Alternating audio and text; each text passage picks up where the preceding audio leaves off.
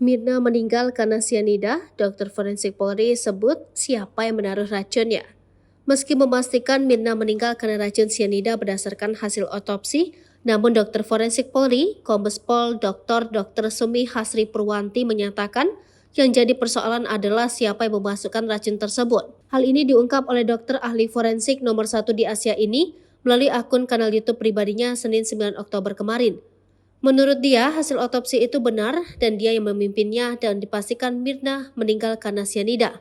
Kalau kami kan otopsi, hasilnya kita serahkan penyidik dan memang waktu itu positif sianida, ujar Dr. Hasri. Menurut dia adalah hal wajar jika muncul keraguan karena dalam sidang pengadilan muncul sosok ahli pembanding. Pembelanya merupakan para ahli-ahli yang bisa mempengaruhi yang mulia hakim. Yaitu sih resiko di pengadilan ya kan bagaimana kita juga memberikan keterangan ahli untuk mempengaruhi hakim dan yang memberi keputusan nanti Pak Hakim, ujarnya. Sebab ahli hebat itu didatangkan sebagai pembanding oleh pihak Jessica yang bisa mendatangkan ahli-ahli dari luar negeri, ada ahli forensik dari Makassar, yaitu memang haknya, kata dia. Namun karena itulah banyak yang menjadi ragu seolah hasil otopsi dari pihak polisi kalah.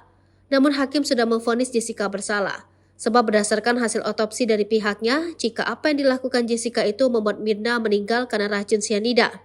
Namun yang menjadi misteri adalah siapa yang memasukkan racun itu. Otopsi kan memang bisa bunyi ya, tapi waktu itu kan siapa yang menaruh racunnya kan masalahnya di situ, ibunya. Karena itulah menurut dia, hakim memvonis ringan Jessica Wongso karena hingga kini belum jelas siapa yang memasukkan racun itu.